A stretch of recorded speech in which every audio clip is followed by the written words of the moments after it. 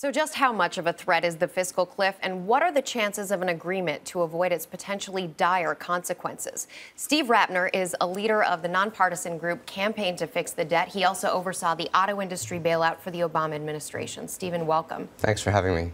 The stakes here are quite high for the average American family. 90% of the country is going to see a tax hike. You might see them, if you're in an average income household, go up as much as $2,000, even $3,000. So what are the chances, in your view, that a deal actually gets done on this? I think you separate it into two parts. I think the probability of a deal to avoid the so-called cliff, to avoid those tax increases that you talked about, is very high, because everybody recognizes that this would be a terrible thing for American families, for our economy, for just running a government in a sensible way. The second part of it, however, is do we get a major budget deficit deal to deal with our trillion-dollar deficits and put the country on a long-term sustainable fiscal path? There, I think the betting is more complicated. Stephen, we went through a bruising debt ceiling battle just last year that led ultimately to the downgrading of U.S. credit. I mean, I've heard people say that the environment after this election is different. Do you actually believe it is? I think the environment after this election is a little bit different. We had an election. The president won. Mr. Romney lost. The House is still Republican. Everybody knows where they stand. But the last year and a half or so has been heavily political. Now we have a brief window in the American system to do policy, to actually get something right. And so I do think there's a feeling on all sides that it's not good for any of the futures of these political leaders to not have a deal. And there's one other important piece to remember here. Unlike some other occasions, not necessarily the one you mentioned, Congress has to do something or we go over this cliff.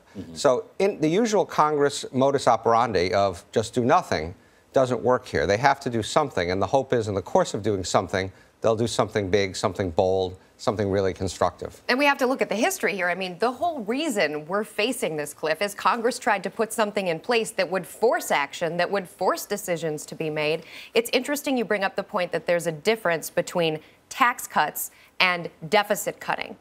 What do businesses want to see, and what would help hiring in this country, help the stock market in this country? This is an important point. Business has been very badly, I think, affected by all the uncertainty in Washington. You can't run a business if you don't know what your tax rates are going to be, if you don't know what the fiscal policy is going to be, if you don't know whether the debt ceiling is going to be addressed, and so on. So business wants, first and foremost, certainty. The second thing business wants is a fiscally sane budget outlook, because these guys are businessmen, ladies are businessmen. They know how to add, they know how to do math, and they see trillion-dollar deficits, and they say, we can't run our business this way. How can the government run this way? That's uncertainty for our business. That's uncertainty, and it's also just bad policy. So the people who are part of our group, and it is nonpartisan, and we have 100 CEOs, they're willing to take higher taxes. They understand that you need, again, they can do arithmetic. They know that to get this budget closer to balance, you have to have higher taxes. They just want a plan. They want something that they could take to their board and say, here's a sensible plan. Right. I mean, I think it's worth noting, as you point out, I mean, even small businesses, and I was at a guy who runs 10 restaurants in New York City, he told me yesterday this has him enormously worried, but just about what the conditions of business are going to be going forward. Do you think there's any chance this could not happen? And this being a deal on the fiscal cliff? Yes.